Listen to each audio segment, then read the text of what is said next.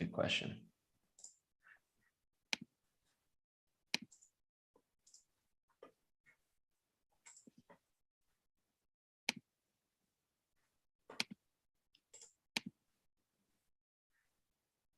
Right. Looks like we are live, getting set up. Just a few moments. I'm going to go ahead and get started.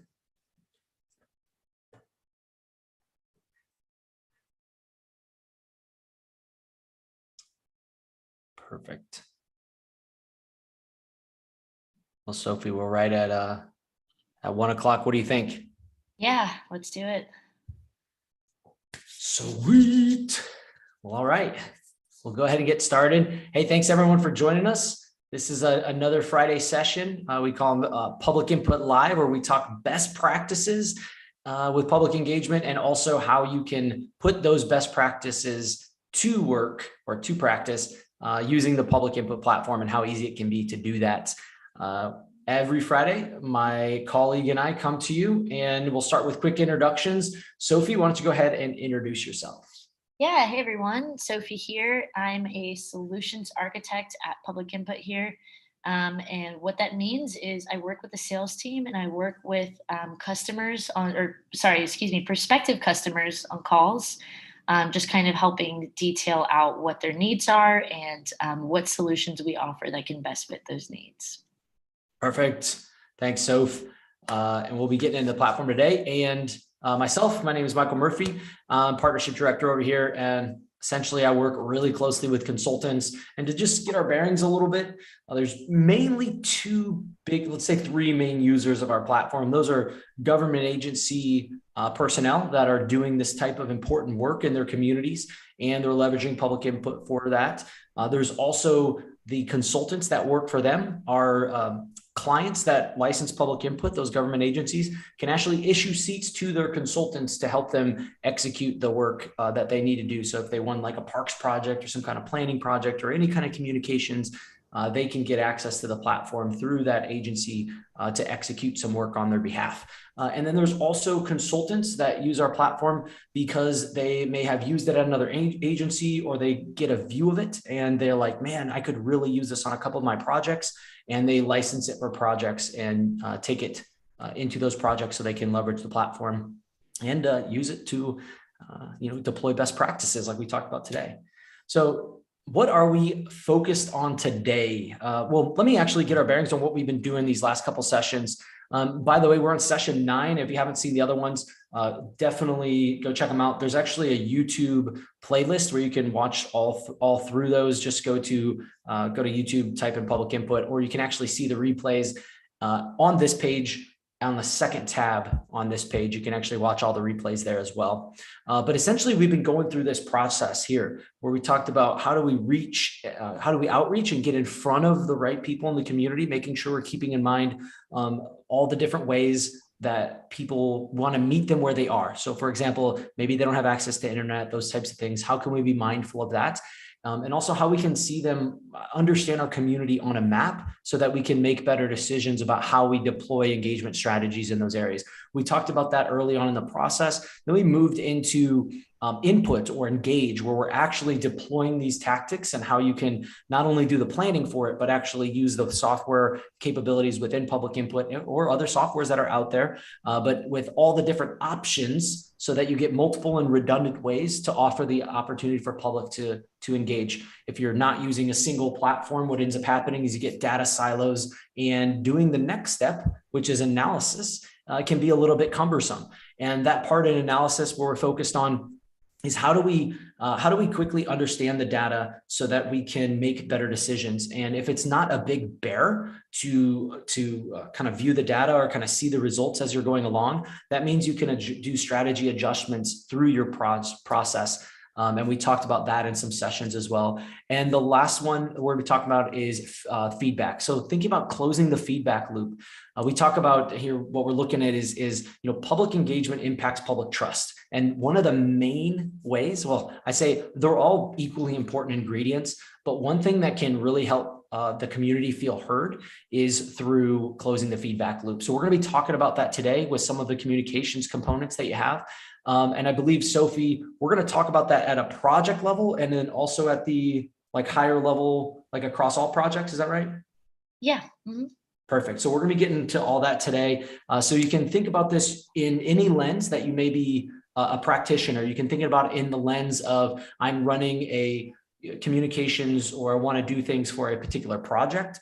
Or you can be thinking about if you're at a government agency, how we could leverage this and what it would mean to do many different types of engagements or engagement efforts on one platform so that you can build out some of the communication strategies. And we're going to talk about that here today as well. So with that, that's what we'll be getting into today. As always, we're going to be talking a little bit about best practices as we go through, but you'll also be seeing the inside of Public Input.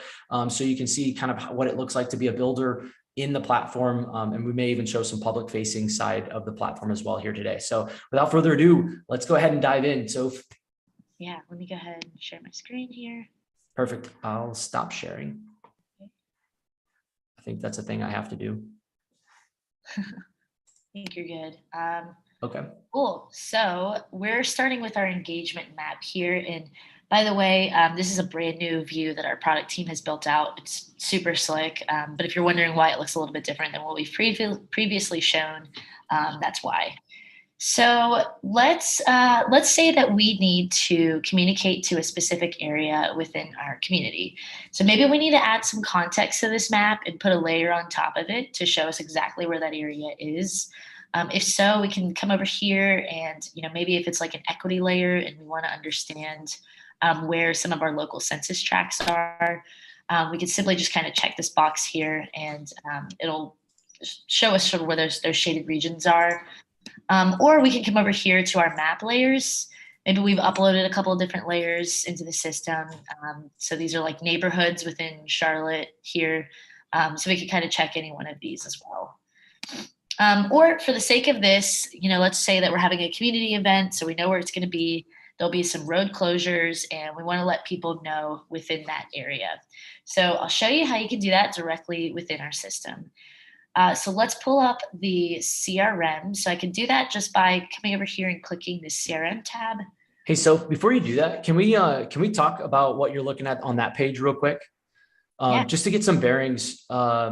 So this is kind of the heart of Public Input and really what some of the impact you can have from the using the platform. So essentially, like anybody that licenses or uses Public Input, there's actually an opportunity to use it for free that's open. There's a part of the platform that you can get access to. I think we're taking 4 or 5 new folks that want to give it a shot since, like Sophie said, it's new. So if you're interested in that, reach out to us. We'll have some contact information at the end of this and you can reach out. But essentially what you're seeing here is like, as you deploy engagements or communications or people subscribe in the community, and this happens to be Charlotte, they're actually shown here as part of a participant, or you start seeing not only subscribers, but you can actually see location and information. And so this is something that can be super powerful when it comes to being specific about your outreach. And so I didn't want to miss that. If you've been following along, I'm sure that that was like instant if you've been hanging out with us over the last couple of weeks as we've been talking through this. But I did want to make sure that people know exactly what we're looking at here. And then what Sophie's going to be kind of switching gears to show is like, now that we're looking at the map, what can we do to make some decisions and use the information that you see here, which is essentially a map of individuals and doing engagement from our community. And then how can we use that to be specific or very intentional about our communications? So perfect. I didn't want to sneak through that. I just want to jump in, and maybe that's crystal clear to everyone. But those that didn't have their bearings, I thought that'd be helpful. Yeah, thank you. Thanks for kind of framing that a little bit too. Sure thing. So I have the CRM pulled up here. And by the way, if you're unfamiliar with what a CRM is or kind of what that term is, it's basically just a built-in repository into our system that's kind of holding all of that engagement data and that participant data. So all those little dots, those kind of circles that we just saw on the map, that's all being kind of held in this repository for us to, just kind of, it's being continually updated with the most recent activity. So it's super powerful, just kind of engine of the platform, essentially.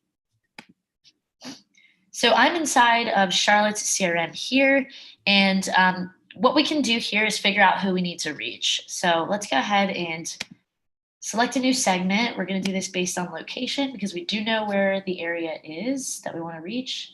So let's zoom in here, and I'll just kind of pick a random area. I live here in Charlotte Center City, and they're always doing events. So there's a lot of road closures around here. So let's say we want to reach out to everybody every contact that we have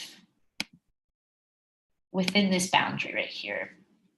So we can hit continue. We'll get the option to name our segment.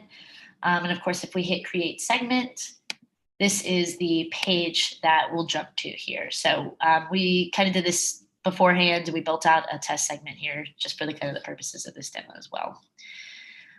So what you'll see this is what you're going to see when you create that segment. It's going to show you what the criteria was. So you can add or exclude people from here if you want to. We can also, view these folks on a map. But let's go ahead and jump over to communication because this is where we'll go if we want to send a message to these folks. And hey, so I just want to highlight too, do you see a number there that says 2,760? That is the number of participants or a number of individuals in your community that have engaged over this period of time. So it could be subscribers either by text message or by phone. It kind of depends on if they've actually subscribed or how they've subscribed, but you'll be able to kind of start with that segment and then be able to, as Sophie said, like drill down the criteria if you wanted to. And then, if you like starting a communication with that segment can be super easy.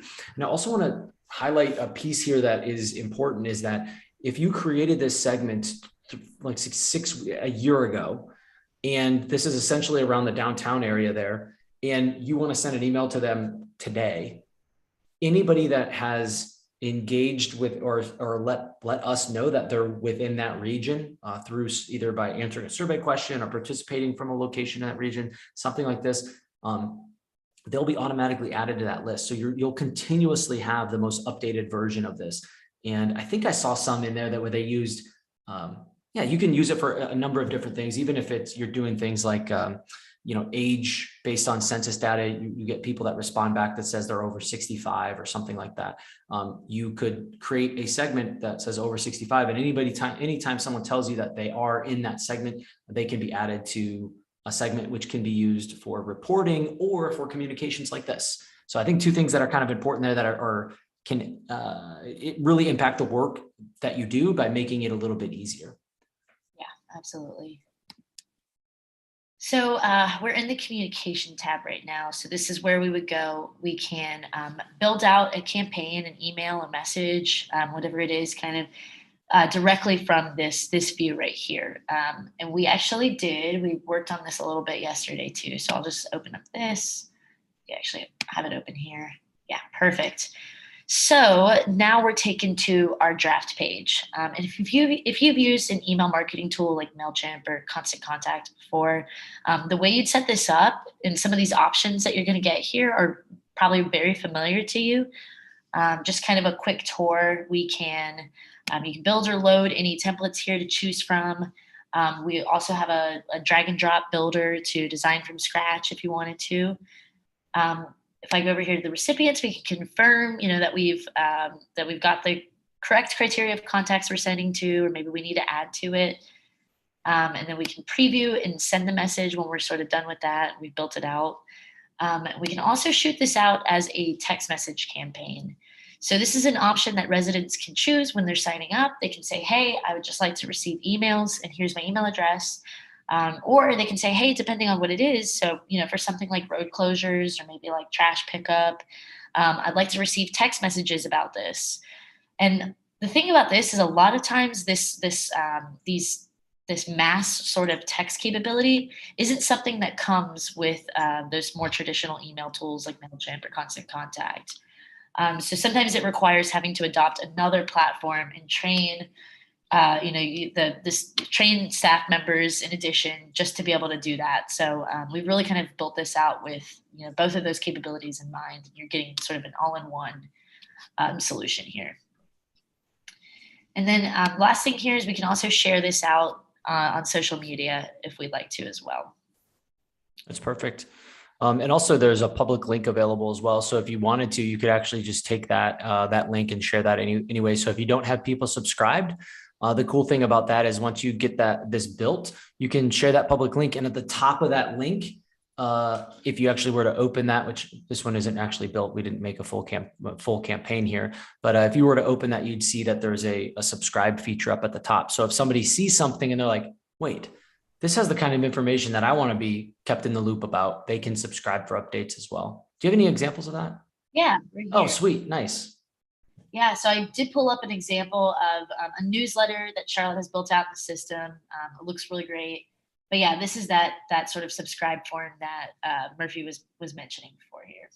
Yeah, and you can see like this is, if you've done any kind of mass email capability, this is you're super familiar with what that looks like. Branded type emails that can come from whatever domain you'd like to send it from.